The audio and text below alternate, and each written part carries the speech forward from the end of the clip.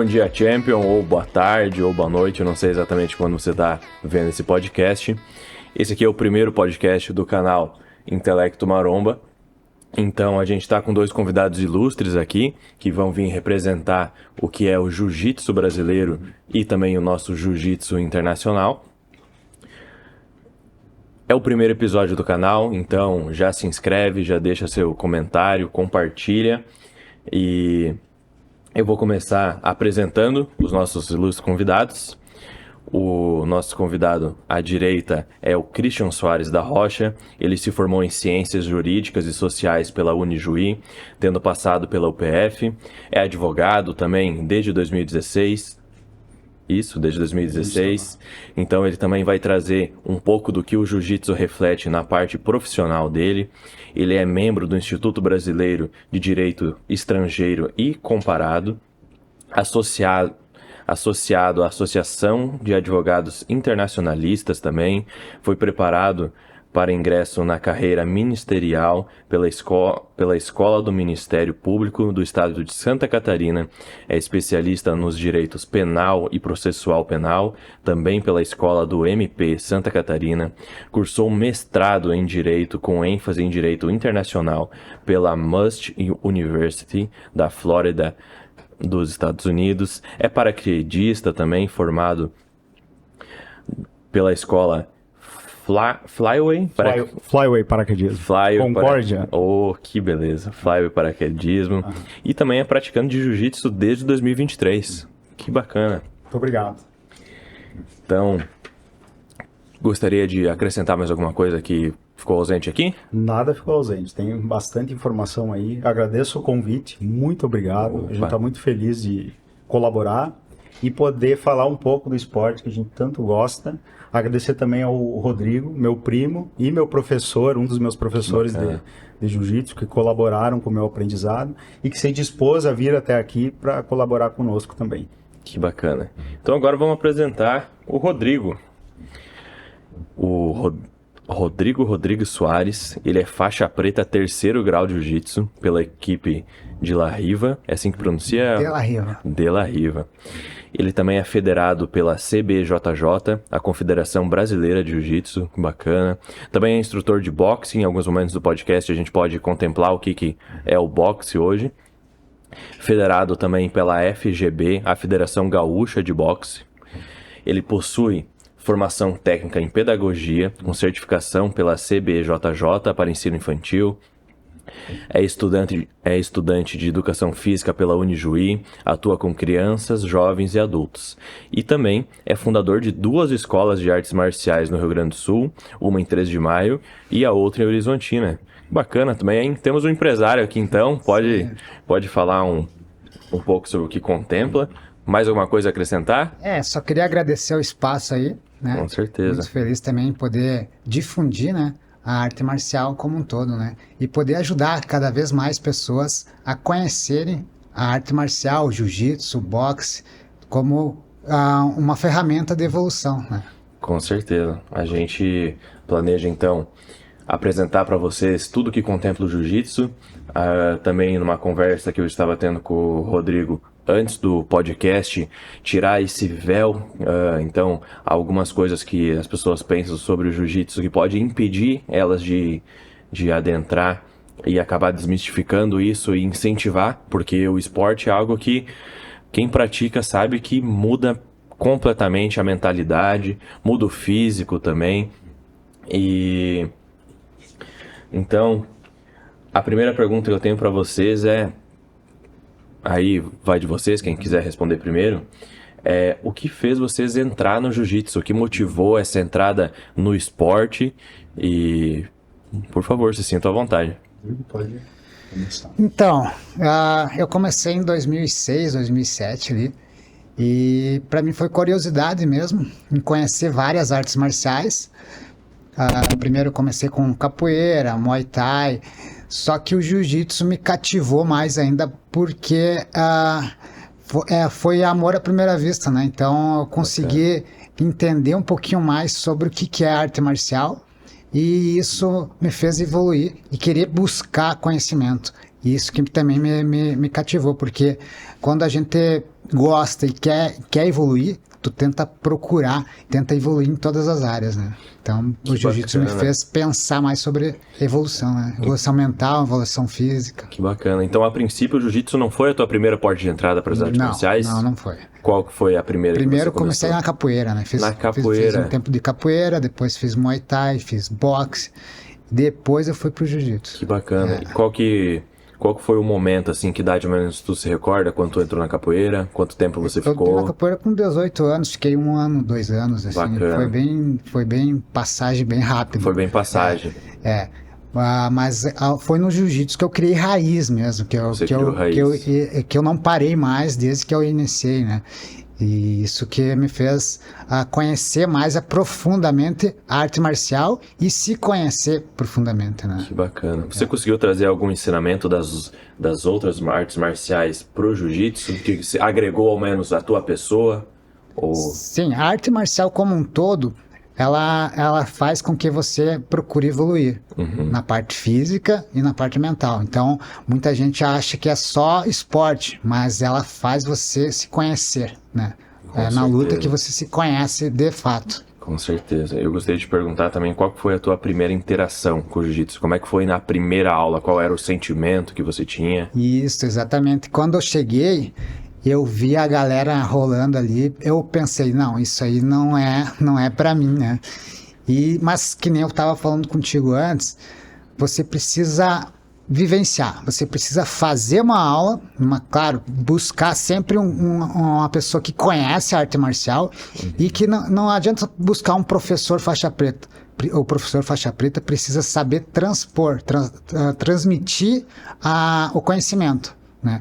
E aí sim tu vai conhecer e fazer uma aula, porque a gente pode ver no YouTube, que nem eu falo, faz uma aula, não adianta tu querer fazer só vendo, você precisa vivenciar para tu conhecer e se interagir melhor, né? E aí tu vai entender um pouquinho mais sobre o jiu-jitsu. A teoria é muito diferente da prática, né? A questão do jiu-jitsu. É diferente. Que bacana. Então, posso chamar de Rocha? Pode chamar de Rocha. Eu já tinha ouvido falar que prefere. Prefiro que chame de Rocha, eu gosto mais. Então, Rocha, o que te motivou a entrar no jiu-jitsu? Eu sempre gostei de lutas. Desde pequenininho, eu pegava, seja uma espada de brinquedo, ou socar, chutar o meu irmão mais velho e correr, fraco e correr. Com né? certeza. Eu era fraquinho, ele era bem mais velho, então sempre teve esse espírito de luta, sempre assisti anime de luta, desenhos, tudo que era relacionado à luta. Eu sempre soube que eu queria treinar luta. No entanto, na vida cotidiana, a gente não consegue colocar tudo que quer em prática. Afinal, para alguns é fonte de renda, para outros, que é o meu caso, não. Então, o fato de não ser uma fonte de renda foi um grande empecilho para mim, porque eu pensava, eu não pretendo, eu amo isso, mas eu não quero nunca viver disso, não era uma aptidão que eu tinha. Eu queria viver do direito e de outras coisas, né, de outros tipos de trabalhos. Eu visava isso. E aí, como é que eu vou fazer? Então, eu pensei, o direito já é algo extremamente complexo. Com certeza. E vai me dedicar muito tempo, e eu tô com uma idade, uma idade começando a vida na época, agora estou com 37 anos, mas eu era muito mais novo quando eu comecei a refletir essas coisas. E eu pensei, então, eu vou começar com o que estiver mais próximo de mim. Então, quando eu fazia musculação, eu aproveitava e tirava os minutos de boxe com um professor da academia que tinha, que dava junto. E aí fui tendo essa vivência no boxe, em casa, eu treinava muito por conta, sem muita técnica, fazia o que eu podia. E aí fui mudando muito de cidades, então em função disso também eu não criei uma raiz em uma escola, né? Então, por exemplo, uma observação que eu faço hoje, se nós formos pegar, pode ser até numa perspectiva assim, regional, algumas coisas são mais escassas, né? Você ter acesso a algumas coisas aqui na região se torna um pouco mais escasso devido à questão geográfica. Mas nós temos uma bênção aqui, tanto a equipe A, se formos pensar regionalmente, temos a equipe A aqui, Três Passos, com o professor Nardel, um campeão mundial. E temos em 3 de Maio, aqui do lado, o Rodrigo, professor de boxe também, né? Então, uma escola que dá luta em pé também, treina luta em pé e jiu-jitsu. E um professor faixa preta 3 graus, né? Assim como o Nardel, extremamente desenvolvido também no jiu-jitsu, né? Agora não me foge a lembrar os graus que ele tem, mas também é muito bem graduado também. É 2 graus, né? Eu acredito que seja, mas eu não tenho certeza, daí até prefiro nem falar para não falar errado, mas isso me levou a me desenvolver muito no direito e guardar para o futuro, em que pese depois eu fosse estar com uma idade mais, não digo avançada, mas já não tão com aquela energia do jovem. Sim. Mas vai ter que ser, vou ter que fazer o que eu posso fazer com o que eu tenho, com as opções que eu tenho. E aí, enquanto isso, eu sempre gostei, sempre pratiquei corrida, o paraquedismo também, eu sou paraquedista graduado, então são coisas intensas que eu gosto no esporte. O paraquedismo é uma coisa bem complexa, intensa, o jiu-jitsu é extremamente complexo, então essas duas coisas que eu considero extremamente complexas eu deixei para depois. O jiu-jitsu, o paraquedismo eu consegui começar antes, porque houve uma sorte que o meu professor do direito, ele era paraquedista, então eu consegui acelerar um pouco antes. Mas o jiu-jitsu, ele foi com meu primo. Então, conheci o jiu-jitsu em 3 de maio, na Escola de la Riva. E foi quando passou essa fase de faculdade, pós-graduação. Faltava apenas o mestrado na minha mente ainda. E eu pensei, agora é o momento de eu começar a me conectar. Ainda não vai ser aquela conexão constante como eu queria e treinando com a intensidade que eu queria, mas era um começo. E aí eu comecei a viajar para 3 de maio, pousar na casa do meu primo, levava computador, livro, fazia os estudos lá durante a noite ou resolvia alguma coisa que tinha que resolver no computador ou no celular para poder aproveitar aquela estada lá o máximo que eu podia. E aí, agora, tendo retornado para a região, eu consegui não só me conectar com o jiu-jitsu, como reconectar com o meu primo. Então isso é muito interessante, a gente, em termos de família, a gente se reconectou muito mais, se reaproximou muito mais, e com o filho dele, o Joãozinho, então... Pô, que bacana. Que idade tem o João hoje? Tem 11. Tem 11. E ele faixa amarela. Agora foi graduado esse final de semana. Que bacana. Então ele começou muito antes. Muito antes. Muito antes. Desde pequeno, desde sempre. Que bacana. Quem sabe temos um futuro faixa preta. Com certeza, com certeza. Com certeza. Então, para terminar esse raciocínio, a mesma pergunta que eu fiz para ele, Rocha, qual foi o teu sentimento na primeira aula, na primeira interação com o jiu-jitsu? Na primeira aula, eu fiz uma aula particular. É uma coisa que, geralmente, o aluno, ele começa até você praticou jiu-jitsu, você tem uma noção também. A gente começa num grupo. Geralmente é num grupo. E você acaba ficando de uma forma mais fluida. Que você vê outros iniciantes. Sim. Enfim. No caso, eu comecei direto com faixa preta. Alguém experiente na área, já com uma idade aí que não é novinho, não dá pra dizer que é um cara novinho, né? Tá com acima dos 40, então uma experiência grande já. E eu tinha aquele desafio, aquele obstáculo na minha frente, né? Um cara ali, black belt, a gente chama, casca grossa, que treinou na capital, que trouxe o jiu-jitsu pra cá, ali na minha frente, eu não sabendo nada. E aí, o que eu fiz? O ego da gente, ele dá um jeito de te proteger, então ele quer te convencer que você dá conta, né? Sim. Então ele diz assim, não, vai com tudo que dá. E quanto mais força eu usava, claro, ele foi com toda a cautela, né? Mas quanto mais força tu usa contra um faixa preta, mais você que sofre, né? Mais você que sofre. E aí eu fiz força em vão, me desgastei e comecei a trabalhar meu ego. Porque eu vi que eu não era nada, eu não sabia nada, e eu vi que não existe isso, alguém que não luta, querer lutar com alguém que treina a vida inteira, não existe querer isso. Lutar. Às vezes a gente tem a síndrome do super-herói, né? Então, pô, sempre me defendi nas outras áreas. Como assim eu não vou entrar no jiu-jitsu, no boxe ou qualquer outra marcial? Como assim eu não vou bater em ninguém? E eu descobri isso em cerca de 20 segundos, né? Cerca de 20 segundos. Deu uns estouros ali. E aí, mas que é primo, né? Então ele não quer gastar o leve também. E aí, de repente, eu pensei, meu Deus do céu, como é que eu vou respirar aqui? Mas que bacana, que bacana. É porque às vezes a gente tem a impressão de, não, mas se um dia eu estiver na rua e alguém vir pra cima de mim, é lógico que eu vou quebrar o cara no soco. E às vezes não é bem assim, né? Não. Tanto que hoje em dia, até tu me corrige, né? Que você tem a larga experiência no direito. Uma pessoa graduada em qualquer arte marcial que seja, acredito eu, que já não é uma pessoa desarmada, por assim dizer. Pode ser considerado... Não, juridicamente tem uma pena maior. Tem uma jurisprudência, né, tribunal, que já coloca uma pena maior no praticante de jiu-jitsu. Não só pela questão dele ser considerado alguém com uma habilidade superior, como a própria cultura e tradição do jiu-jitsu ordena que isso só seja usado em situações extremas. Então, por ser um desrespeito à arte marcial, também o tribunal aumentou a pena. Aconteceu esse caso prático aí que gerou esse entendimento judicial, foi numa casa noturna em que um cidadão lá, praticante de jiu-jitsu, agrediu uma outra pessoa e lesionou ela, deixando... Agora me foge a lembrança, o nível de lesão que ficou, mas ficou após vários dias ou meses, então acabou lesionando aí de uma forma mais séria. Mesmo que não fosse de uma forma séria, a gente tem todos nós sejam... Porque eu sou um faixa branca, né? Treino muitos treinos, são 2 anos e meio de treino intenso, diuturnamente, finais de semana, mas eu sou um faixa branca, só que mesmo assim, se aplica a mim também. Porque querendo ou não, a gente tem... O próprio Rodrigo pode até colaborar nessa linha, que esse tema é muito interessante.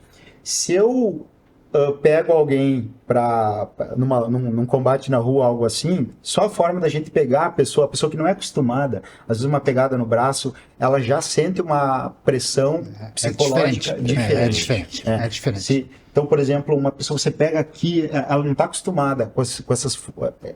Até o equilíbrio do corpo, ela não está acostumada. Ela não tem aquela força física em áreas que ela não está acostumada a usar, diferente da musculação. No jiu-jitsu, você fortalece o corpo como um todo.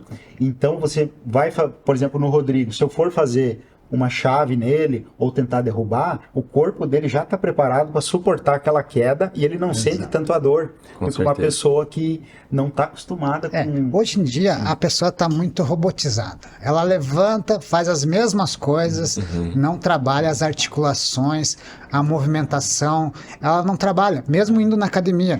Muita gente chega lá, eu pergunto para a pessoa, tu pratica algum esporte? Eu malho.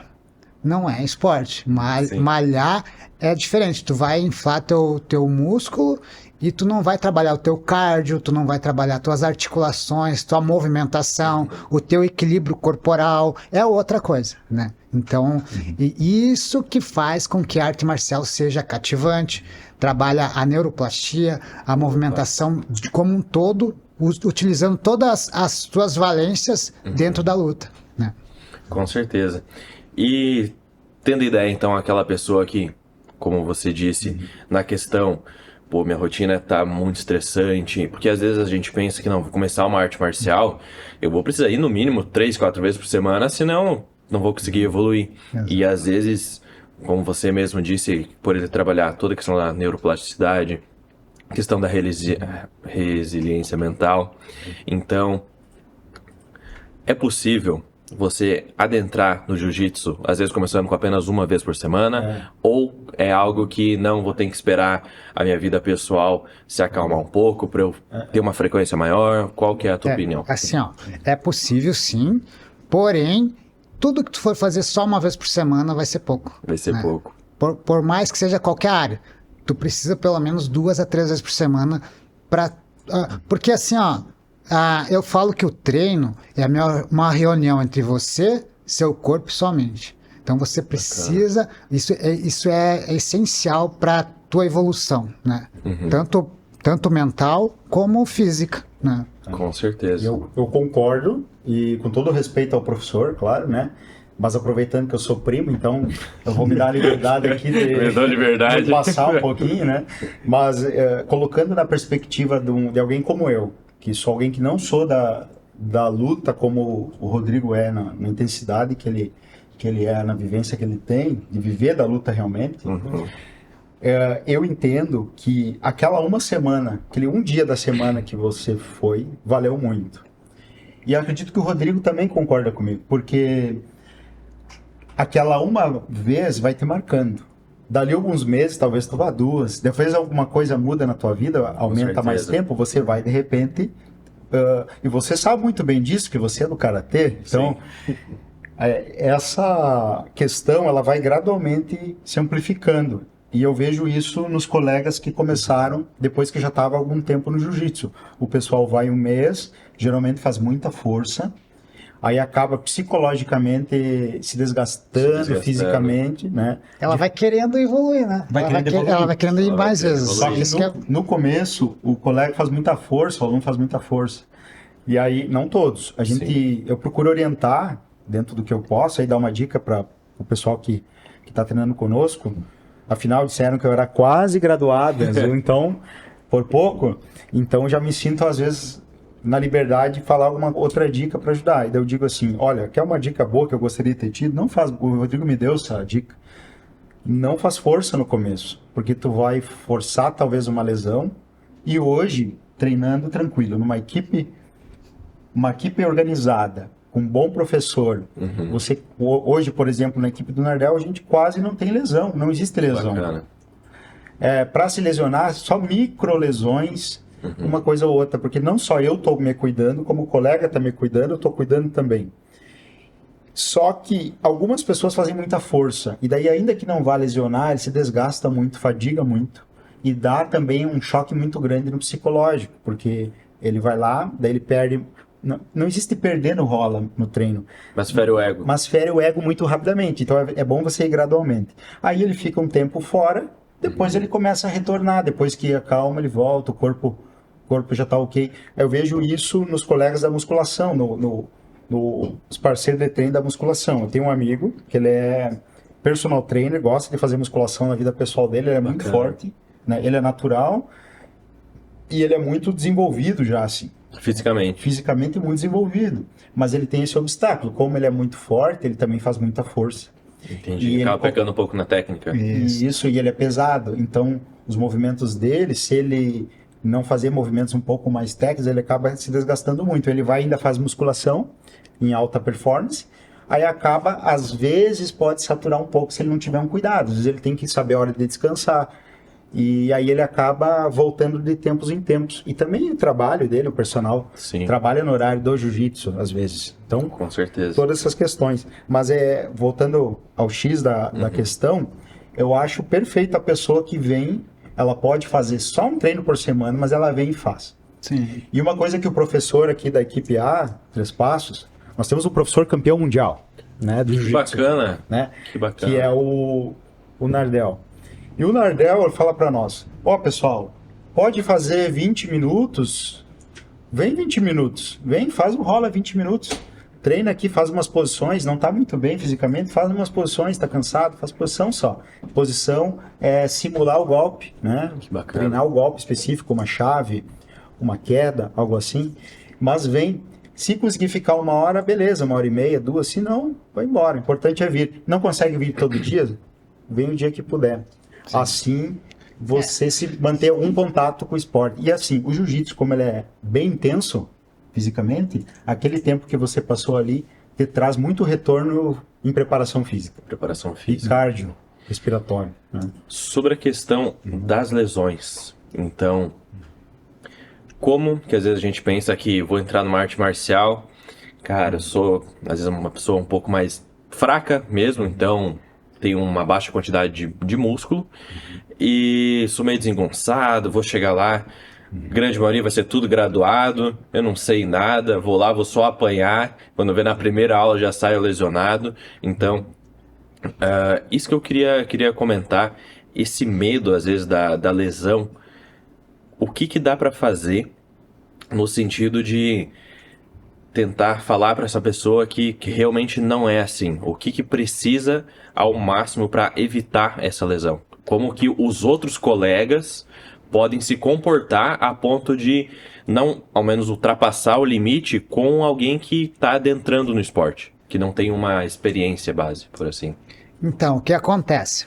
Isso é uma pergunta bem pertinente. Por quê? Geralmente a pessoa diz, eu vou correr um pouco para depois começar. Sim. Mas só que a diferença é a biomecânica da luta em si. É diferente do que uma corrida, é diferente do que a academia, é diferente de qualquer outro esporte. Principalmente o jiu-jitsu, que tem uma biomecânica muito acelerada. Tu precisa estar rolando, precisa fazer vários movimentos. Então, só fazendo a aula mesmo e tendo um bom direcionamento. Isso é essencial. Ter um professor experiente que saiba conduzir o aluno para que ele aprenda aos movimentos básicos para depois sim entrar em combate. Entrar em combate que eu digo assim, ó, que o jiu-jitsu é diferente de qualquer outra luta de arte de pancada, né? Tu não sofre pancada. Eu consigo lutar com o Chris, usando a minha força, as minhas técnicas, sem lesionar, sem machucar. E isso que é o legal do jiu-jitsu. Que bacana. E também uma coisa interessante se ressaltar, que para quem é praticante e tem um conhecimento das artes marciais, ele já se sabe o que seria uma luta de baixa proximidade, de longa distância. Então, que nem o karatê é uma luta de média e longa distância, e o jiu-jitsu é uma luta de curta distância. Então, eu gostaria que vocês enfatizassem o que é o jiu-jitsu na forma de luta e qual é essa distância, por que o jiu-jitsu então é de forma tão próxima e o que tem de benefício, o que tem de malefício por ser tão... Ainda dentro dessa... Respondendo a pergunta, mas ainda dentro da lógica da proteção do corpo. Assim como no boxe nós temos a distância, curta distância, tem as onças da luva também, que é uma forma de proteção, tem os protetores no Muay Thai, né? No próprio boxe, protetor de cabeça. No jiu-jitsu nós temos alguns fatores, né? De proteção e que está relacionado com a tua pergunta também. Por exemplo, o aluno começou há pouco tempo, não vai... treinar com ele em pé às vezes. Já no chão, os dois abaixados, isso evita a queda. A queda é uma questão que pode envolver risco de lesão, por envolver o peso da pessoa contra o solo, sim, etc. E tal. A pessoa não saber cair mesmo. A pessoa não saber cair, não ter o corpo preparado para cair. Então é muito interessante, às vezes, você começar em solo esse rola. E o outro fator é que a pessoa que está há mais tempo, ela tem a obrigação de proteger o que está começando. De proteger o iniciante. Então, às vezes, ele vai ceder algumas posições, ele vai parar o rola, vai conversar. Bacana. Ele vai conduzir aquele rola, na verdade é ele que está conduzindo. E se acontecer uma lesão naquele treino com o iniciante, quem de certo modo pode ser responsabilizado é o que está mais graduado, tempo. mais graduado. É o mais graduado.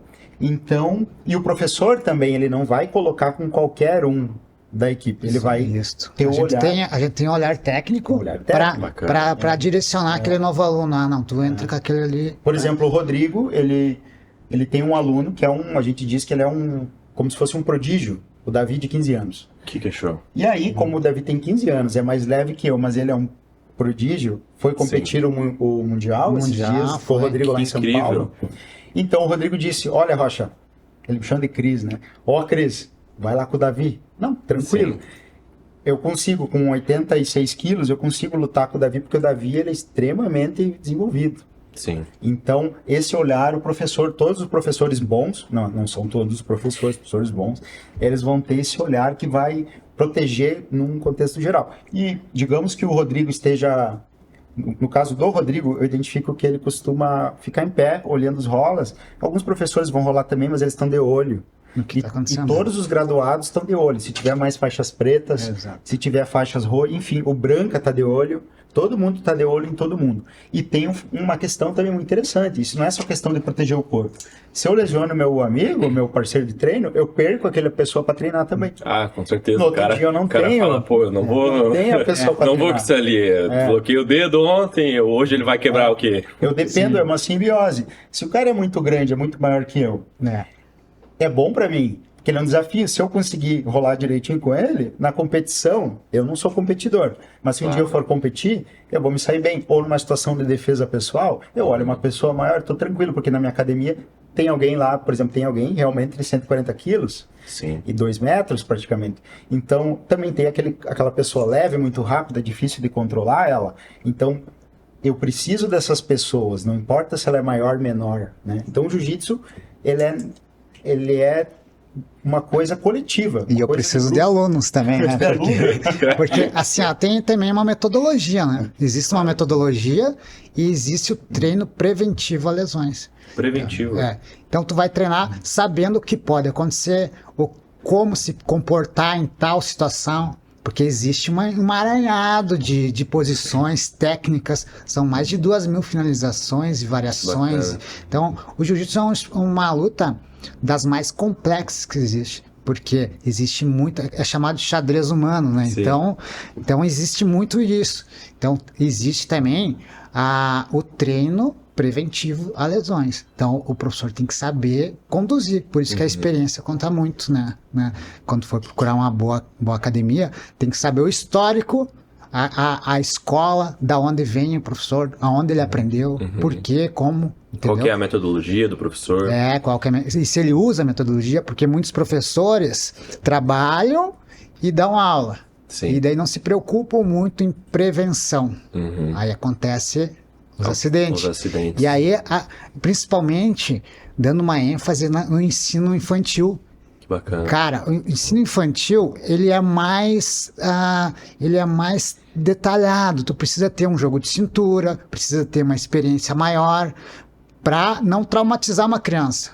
Com certeza. Porque imagina só, a criança já é difícil para um adulto e vai ensinar para uma criança uma chave de que pode lesionar, uma queda.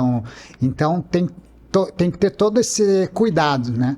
Para procurar uma escola legal, que o professor saiba o que está fazendo, né?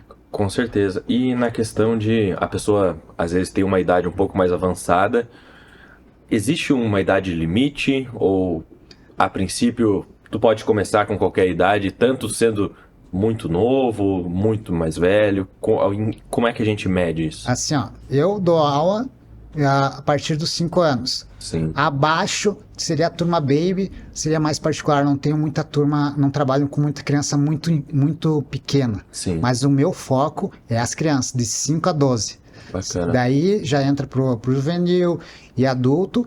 E cara, o jiu-jitsu é uma arte marcial que tu tem maior prolongamento de atividade dentro da área. Então eu já conheço pessoas com 60, 70 que treinam. Que bacana. Porque não tem muito impacto, não tem lesão, tu trabalha ali, vai no teu limite, a pessoa sempre vai ter o respeito e o cuidado, como a gente vem comentando, Com o colega. E a qualquer momento você pode desistir. Você pode bater no parceiro de treino e ele te solta. Né? Não é uma questão de traumatizante, né? Que nem outras artes, que nem o boxe. A porrada come. Mas claro que... É acelerado, mas também tem a parte da técnica. Muita gente acha que o boxe é só porrada. Não, o boxe é muita técnica, é muita movimentação de pernas, footwork, muita técnica de voltar a guarda. Então não é só sparring. Então a pessoa pode treinar boxe sem fazer sparring. Ou pode treinar só a parte técnica, a parte do cardio. Né? Então isso que é diferente também. Muita gente tem preconceito com boxe porque achava lá levar soco. Ou é só soco. Não, na verdade existe muita técnica no boxe. Que bacana. Então, uma pessoa de mais de 40, 50 anos que nunca teve nenhuma interação com uma arte marcial, às vezes teve poucas interações até com uma musculação, de toda forma pode iniciar dentro de uma academia, ou se tem um risco já? Não, até deve buscar, porque assim, ó, vai ser outra vida depois que ela praticar arte marcial e gosta de praticar, porque ela vai, se procurar uma escola legal, ela vai começar a se apaixonar pelo esporte, e isso vai fazer com que ela queira evoluir, e isso vai transformar ela num atleta. Ela vai começar a comer melhor, vai começar a procurar a se cuidar melhor, dormir direito. Muitos casos eu vi que ela aumenta a performance no trabalho, né? Como o caso do Chris. Até se eu comentei já pode me interromper. Não, com certeza. Mas tem essa questão que eu sinto muito. Por exemplo, no teu trabalho, na vida pessoal também, você tem vários desafios, né? Até estávamos comentando antes ali na reunião que de repente uma questão de trânsito, um conflito de trânsito, o tráfego de trânsito está ruim, você está lá estressado, está atrasado, várias situações que vão te pressionando, né? Às vezes um cargo que você tem, que é um cargo muito difícil de manter. Então, no jiu-jitsu, você está o tempo todo recebendo pressão, de outra forma, mas ainda é pressão. É como se você exercitasse a tua resistência à pressão de modo geral. Então, quando você está sob pressão, além de você não surtar, você está tranquilo, você aprende. Não, assim como no jiu-jitsu, eu viro um pouco pro lado. Então, de repente, o Rodrigo tá ali por cima, tentando trancar minha respiração, e eu vou lá, opa, mas se eu virar o rosto um pouquinho pro lado, eu já pego um pouco de oxigênio aqui, eu já consigo entrar um pouco mais. E aí eu reflito o que eu vou fazer. Sempre tem uma saída. É a mesma coisa no profissional. E aí tu trabalha estratégia, né? Então, movimentação. De repente eu tô estressado aqui com uma situação com um colega aí de trabalho. Olha, eu penso, poxa, por que a pessoa está fazendo isso? Olha, eu não vou fazer nada agora, eu vou refletir bastante, que nem lá no treino. E assim, não só essa questão de sentir a pressão e buscar uma solução pacífica, mas também no sentido de você trabalhar o teu ego, né? Então você não deixa o teu ego ficar na frente. Você verifica por que aquela coisa aconteceu, porque todo dia você tá, por exemplo, quando você começa, como o Davi bem falou, você já começa sem conhecimento. Então é óbvio que você vai ser amassado no rola várias e várias vezes. Isso já trabalha por si só. Sim, o teu ego. Se você conseguir continuar indo, então depois, outras situações que o teu ego é afrontado, você está tranquilo, né? E agora imagina uma criança que já nasce, já cresce com essa desenvolvimento emocional que a gente fala. O desenvolvimento emocional que tu tá tendo na luta. Então que nem meu filho, ele foi competir e, cara, depois ele falando que tinha que apresentar um trabalho na escola, ele olhou pra mim e disse, mas pra quem já participou de uma competição, isso aqui não é nada. Que achou? Tu sabe? Bacana. Tu entende isso? Bacana. Então, quando a criança já cresce com esse desenvolvimento emocional apurado, isso se torna, cara, como é que eles vão estar daqui a 10, 15 anos, né? E outra coisa que a gente pontuou bastante aí, que é quando a pessoa é mais velha, aumento da testosterona, né? Isso. Por si só. Pô, porque a luta é uma coisa de homem, né? Sim. Então, quando tu tá ali, tu tem o desenvolvimento físico, a parte emocional, por isso que eu digo, depois dos 40, se tu começar a treinar, é outra vida. Outra vida. Tem uma observação de homem no sentido lato sensu, né? Homem no sentido... Lógico. Então, assim, homens e mulheres que tiverem com o seu corpo... É uma forma de proteção. Veja bem. Vejamos aqui. A musculação, ela te protege, né? Então, numa idade avançada, você consegue ainda fazer suas necessidades, tomar o próprio banho. Se cair, não vai ser tão lesivo. Mesma coisa o jiu-jitsu. Porque, imagina, se você passou a tua vida ali caindo, sendo derrubado, então, todo o teu corpo como um todo, você está totalmente protegido. Essa queda não vai ter o mesmo efeito. E se nós formos passar um pouco assim, o jiu-jitsu usa muito alguns conhecimentos de judô. Que bacana. Então, por exemplo, a gente estava recebendo aqui na equipe A, aqui em Três Passos, um colega nosso de time ali que ele estudou judô há muitos anos. Então, ele passou para nós formas de cair que não vai bater a cabeça. Claro, a gente tem esse contato, mas sempre é bom rever. E aí, juntar o queixo, uma coisa tão simples, você juntar o queixo no peito. Digamos que acontece muito, é altamente lesivo, lavar o chão com sabão em pó ou com alguma coisa assim, lisa.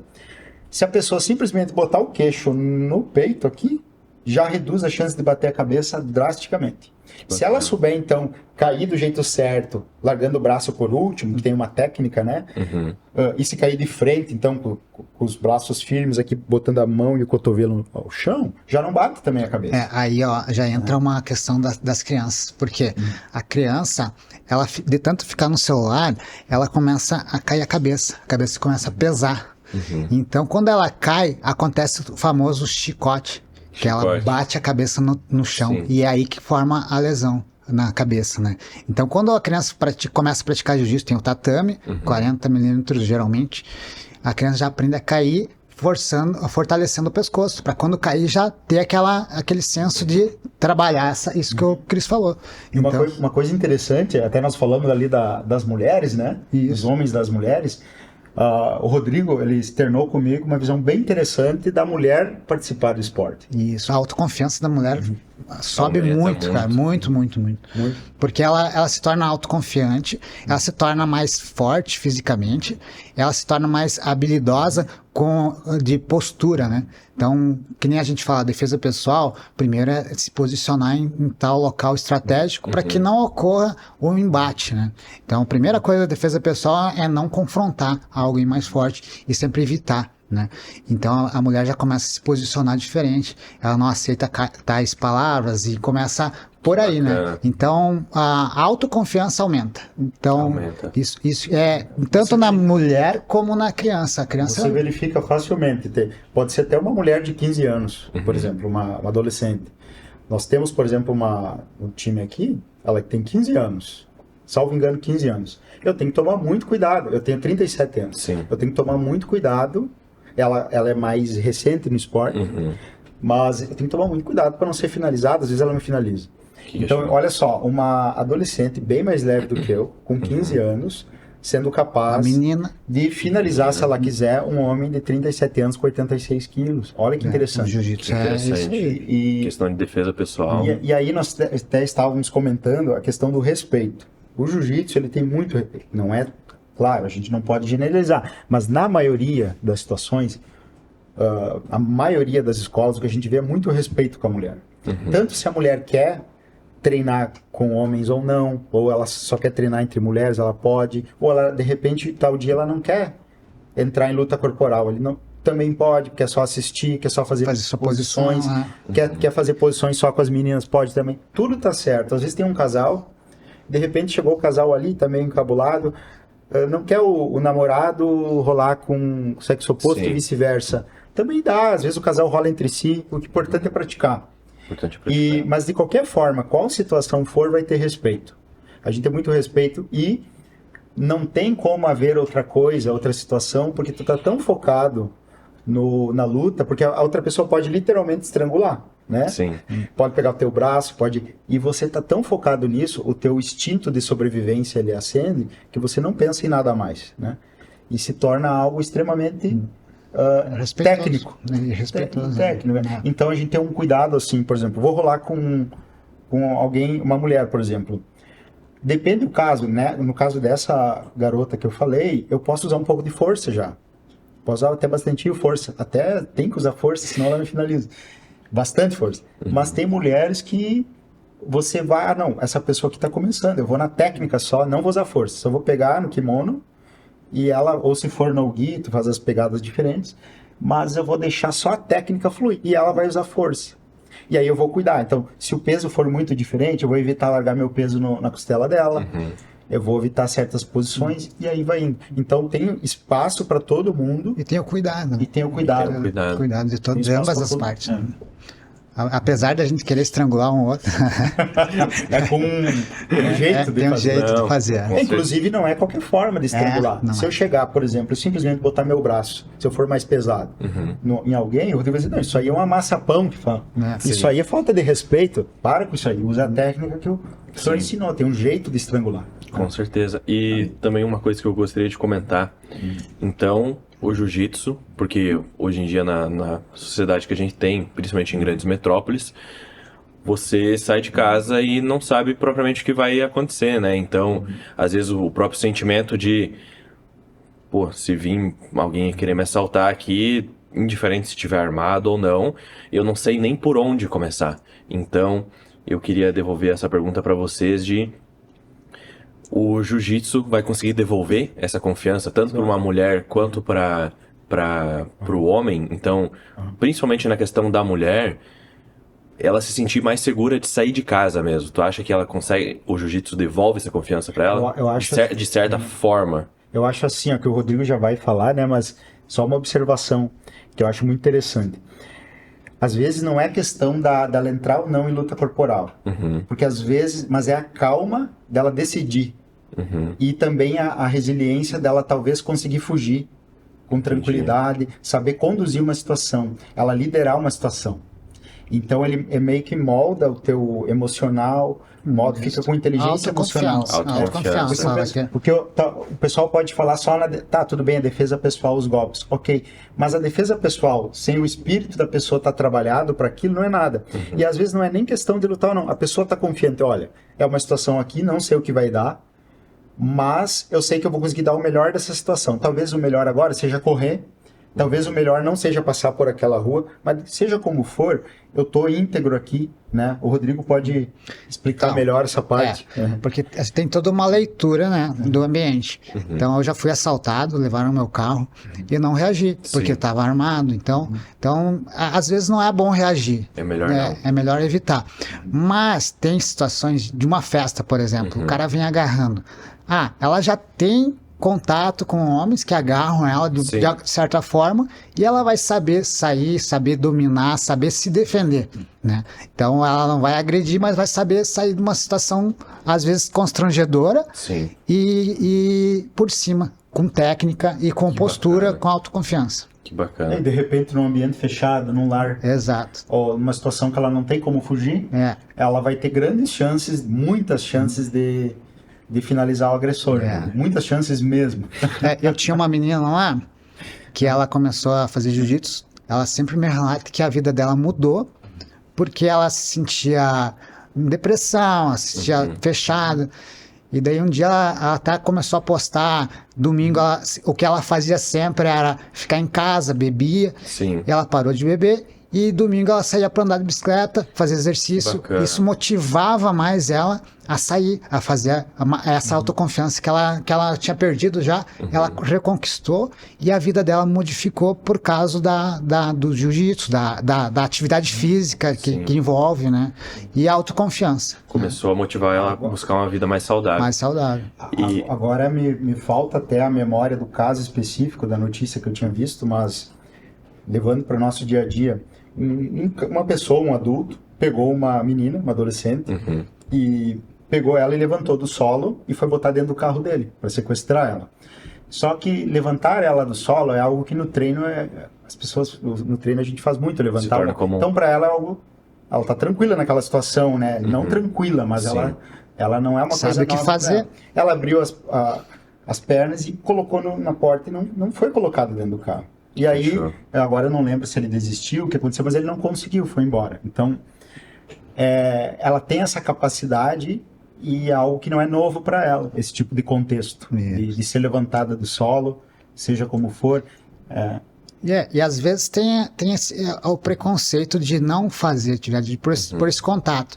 Mas, como a gente já vem comentando, o maior respeito que tem é no tatame. Então é bom procurar e tentar... porque assim, vamos supor no modo geral, as pessoas olham, tem uma comunidade inteira falando que mudou a vida praticando jiu-jitsu. Jiu-jitsu é uma arte marcial que muda mesmo o comportamento e a parte mental. Porque eu me conheço como antes do jiu-jitsu e depois. Do jiu-jitsu. Porque depois do jiu-jitsu mudou totalmente a forma de eu pensar em luta e a forma de eu me comportar e eu virei um atleta. E depois virei professor, mas isso acaba gradativamente mudando, né? Então, daí a pessoa tem um preconceito, não vou fazer porque não é meu estilo, não sei o quê, mas deixa de viver, às vezes, uma transformação que vai trazer muito benefício para ela. E isso que a gente, que é do jiu-jitsu, tenta trazer a pessoa, tentar convidar ela, pelo menos, para fazer uma aula. Muito bom. Muito bom, ótimo ponto de vista. Dentro do respeito que foi enfatizado desde o começo aqui do podcast, eu gostaria que vocês explicassem, até vocês trouxeram as faixas. A faixa branca. Mas... Surradinha já. Surradinha já. Até a gente nem lava as faixas. Eu acabei lavando. Sim. Mas é que ia vir na rádio, então... Com certeza. Então eu gostaria que vocês enfatizassem como que funciona a questão da evolução no jiu-jitsu, essa questão do respeito, se tem um respeito com alguém que é mais graduado, quanto tempo demora para se tornar um faixa preta, quais que são os requisitos e tudo que engloba. Eu passo a pergunta para vocês. Então assim, tem a parte infantil, que é uma graduação diferente, que é a parte da branca. Em algumas escolas tem a cinza, ponta branca, cinza e cinza ponta preta até todas as faixas, né?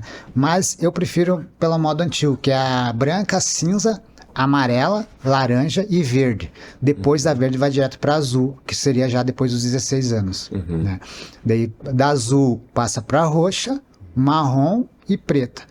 Então antigamente era muito difícil ter um faixa preta na região. Tanto que o Cris falou antes que é raro ter um faixa 3 graus. Por quê?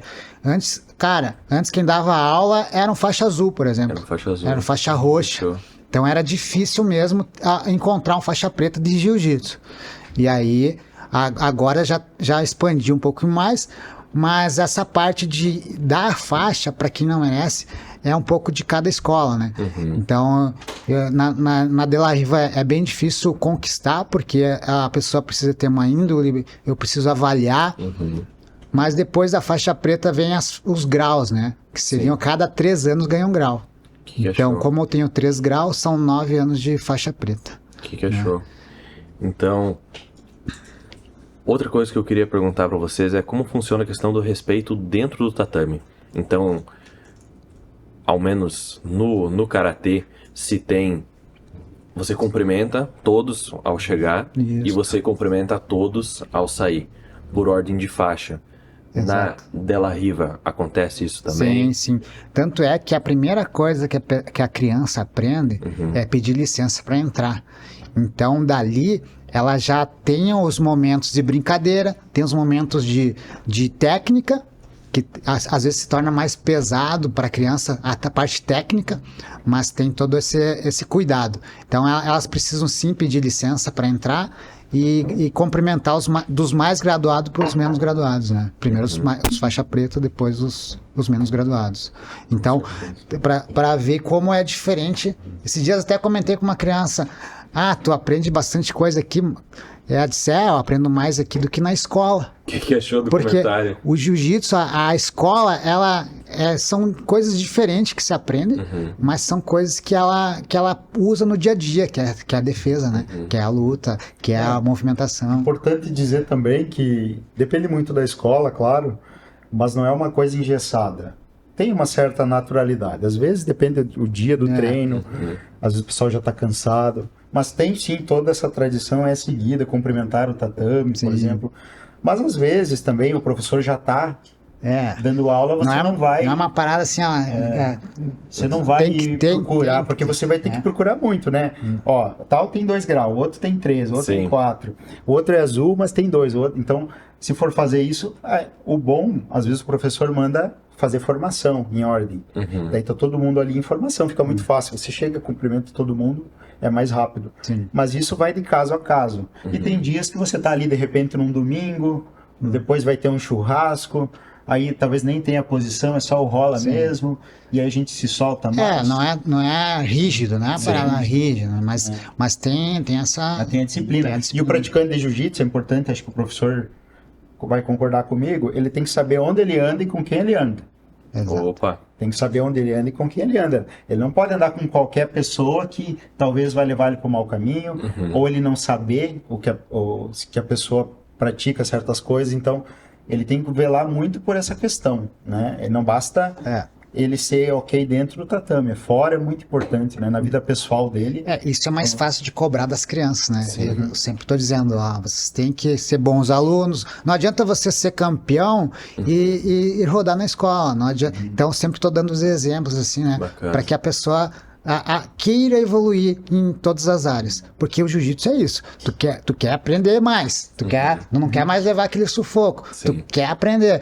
E aí, tu tem que levar isso pra tua vida pessoal. Então, no advocacia, tu vai ter que estudar mais. Tu vai ter que se graduar mais. Então, isso que me motivou a treinar e passar adiante. Porque quando eu comecei, eu não queria muito evoluir. Eu tava legal. Mas só que com o tempo eu fui querendo evoluir em todas as áreas, né? E abrir escola, tentar a parte de administração, a parte de marketing, a parte de tudo, né? Então sempre eu vou querer buscar mais por causa da arte marcial, né? Eu ouvi na época, faixa roxa, agora ela é faixa marrom, e ele falou algo que eu nunca esqueci: a gente não é lutador, a gente é Porque tinha acontecido uma situação com outras pessoas, um outro contexto, que ele soube que deu uma briga na cidade. E ele pegou aquilo de exemplo que aconteceu com outras pessoas para falar para nós, aconteceu uma situação lá, e assim, a gente não é lutador. Sim. A gente é praticante de jiu-jitsu. Lutar na rua, essas coisas não existem, né? Sim. Então tem que saber onde anda. Se você pratica jiu-jitsu, você sabe que isso pode... Muitas pessoas não vão querer te provocar, mas muitas vão. Sim. É que nem o cara muito forte, né? Por exemplo, o Davi ali puxa peso bastante, cara grande. Algumas pessoas vão te provocar por saber que tu é forte e grande. Ou vão te provocar porque vê que tu tá com uma faixa aqui embaixo do braço indo pro treino. Querem ver até onde eu consigo provocar esse cara pra saber se é mesmo, né? Sim. Então tem que saber onde vai pra evitar esse tipo de situação. Às vezes nem é bom andar com coisas, depende do lugar, o bairro que tu tá, o horário. Até aquela frase, quem luta não briga, né? Quem luta às vezes não tu tá briga. sozinho, tem um grupo. Sim. Aí tu vai passar com o kimono na mão, ali tu não conhece. Sim. Uma situação meio estranha. Não, e quem treina, cara, não quer, depois que sai do tatame, não quer saber de briga, Não quer porque tá saber. todo dia ali, né? Já saiu moído, só Tá querendo. legal. Com certeza. E a rua tem outros fatores. Você não tem o tatame. Sim. Você tem a questão de arma branca. Não tem regra. Tem arma de fogo. Tem depois assim, você vai querer ter tua vida normal. Pode a pessoa te procurar em outro horário para te revidar ou te pegar Com desprevenido. certeza. Então, o tatame ele protege muito a gente. Agora na rua não tem tatame. Então, uma queda ali, alguma coisa que você cair de mau jeito, vai te lesionar, vai te machucar. Ou, tu não quer ou isso. pior, ou tu vai lesionar alguém. Lesionar Também alguém. pode surgir problemas. Responder na justiça, né? Com certeza. Tem que explicar. Inclusive, o jiu-jitsu ele pode ser considerado uma arma branca, né? Olha, Ou não necessariamente. Olha, eu não diria uma arma branca, mas ele, como eu comentei antes, ele gera um aumento de pena em algumas situações. Então, se você fizer um mau uso, o que seria o mau uso? Você pode usar em legítima defesa, suba ou de terceiro, desde que no limite que precisa. Então, me corrija se estiver errado. Tu pode usar como defesa pessoal ou agredir, são duas coisas diferentes, né? Isso. Agredir alguém, qualquer um pode responder. Assim, se for para pegar bem na tecla, agora puxando a sardinha pro meu lado, quando você diz agredir, a defesa pessoal, a legítima defesa é uma agressão também. Só que é uma agressão que não é criminosa, porque ela está amparada por uma excludente de licitude da legítima defesa. Então ela é uma agressão, mas eu entendo o que você quis dizer, tem aquela agressão no sentido negativo, né? Eu vou agredir gratuitamente alguém, isso não. Mas tem que ficar muito atento ao limite, não basta eu estar em legítima defesa no seguinte sentido, eu estou protegendo um terceiro ou eu, não. Tem o limite, eu tenho que ir só para cessar essa injusta violência. Então se a pessoa, eu já parei a pessoa, por exemplo, tem alguém agredindo uma criança na rua, eu fiz o cara parar eu já controlei o cara, eu não posso ir além disso. Eu não posso também humilhar ele. Sim.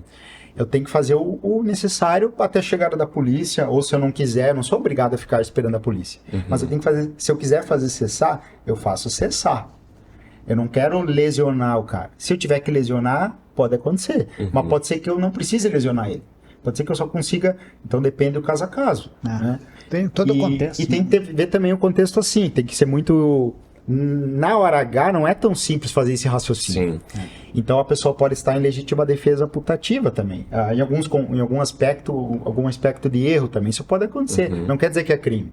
Tem que ver o caso a caso. Por quê? Porque às vezes eu não sei. Vai que o outro cara luta também. Sim. Ou se o cara não luta, mas o cara é muito bom, naturalmente acontece. Tem gente que chega na academia do nada, o cara é muito bom. É instintivo. É instintivo. Ou o cara tem uma força sobrenatural. Tem também. Então eu não sei. O cara pode ter uma faca. Então tu quer neutralizar aquela ameaça o mais rápido possível. Mas você tem que buscar dentro do que é possível prever ou cuidar, lesionar o mínimo possível e parar quando cessou a ameaça. Com certeza. Então, agora uma pergunta para o Rodrigo. Rodrigo, o que muda do faixa branca para o faixa preta contigo? Então, o que mudou no Rodrigo em questão de mentalidade, em questão de como o modo de se sentir e qual foi o teu sentimento quando você conquistou a faixa preta, a tão almejada por tantos em tantas artes marciais? Cara, assim, ó, é outra pessoa, né? Depois que tu entra no jiu-jitsu ou em arte marcial que tu se assemelha, que tu se identifica, tu acaba pegando uma paixão. E isso acaba te mudando todo o teu cuidado que tu tem com a tua cabeça, com o teu corpo, com o teu físico, com a tua alimentação. Tudo isso vai te transformando. E aí tu vai querendo sempre buscar evoluir. E é essa parte que mudou bastante, né? E eu querendo evoluir, querendo me sentir melhor, mais novo. Cara, eu tenho 43 e muita gente me dá 30, né? Sim. 35. O Cris me deu 35. Eu dou 50. A família já dá pra... E aí Dá pra isso, ser mais sincero. e isso eu sinto bastante, porque eu tenho muita energia no meu dia a dia e muito vigor físico para tudo. Então, é diferente de outras pessoas que eu conheço, que é da minha idade, e já aparentam mais velho, já não tem o vigor físico que a pessoa, geralmente, quem pratica tem. Isso muda muito. É um ponto interessante, aproveitando essa deixa, eu tenho uma tendência a acumular gordura bastante no corpo. Bastante, é genético. Mas, desde que eu faço jiu-jitsu, eu procuro me alimentar mais para não secar tanto. Que bacana. Então, isso que o Rodrigo falou agora é um fato e também a gente acorda com mais vigor. Disposição aumenta. É. Eu não digo que dorme melhor, porque às vezes tá tão amassado que tu não dorme bem. Depende do dia. Teve um caso. Às vezes tu acorda todo arranhado. Teve um caso agora há pouco. Tinha um senhor já de 45, só que ele não praticava nada. E ele era vendedor. Aí, 3 meses de jiu-jitsu, ele começou a me relatar que mudou a relação com a esposa. Ele começou a aumentar as vendas, né? Porque ele teve mais autoconfiança, ele não sabia o motivo, e também parou de roncar. Porque fortaleceu todo o pescoço, fortaleceu todo o corpo biologicamente, ele se fortalece, né? Então a vida dele teve outro significado. O foco na luta é a respiração. Respiração. Isso é muito interessante até. Uma preocupação que eu tive no começo era respirar. Respirar. Muda tudo no jiu-jitsu respirar. Tu aprende a respirar novamente, cara. É uns momentos de estresse. Primeira coisa que tem que fazer tá lá desregrado. Aprende a controlar a respiração. Tem um cara lá de, sei lá, 110 quilos até amassando e você já nem tá pensando na respiração no começo. Aí tu te desgasta muito rápido. Aí tu pensa, não, tem que começar a respirar direito, senão não vai dar certo isso aqui. Com certeza. E como que foi o sentimento na primeira competição? Cara, a primeira competição... eu perdi. Perdi e me frustrei bastante, né? Porque eu tava em 3 de maio, eu tinha aprendido, comecei no jiu-jitsu em Porto Alegre, fui pra 3 de maio e perdi. E, cara, daí eu vi que a região em si, ela era muito defasada na parte técnica. E foi aí que eu resolvi ir pra Porto Alegre treinar. Aí como eu estava fazendo faculdade de educação física, eu larguei tudo, pensei, não, eu vou focar na arte marcial. Fui lá, treinei 1 ano e depois no ano seguinte eu voltei para 3 de maio. E aí fui campeão na categoria no absoluto. Que bacana. Pô, exemplar. No mesmo campeonato que acontecia todo ano, né? Exemplar. No primeiro eu perdi, depois fui para lá, treinei bastante para voltar e ser campeão. E como é que foi o teu sentimento depois que você retornou pro mesmo campeonato e conseguiu obter a vitória? Nossa, cara, daí foi com toda a minha família olhar, assim, foi muito bacana.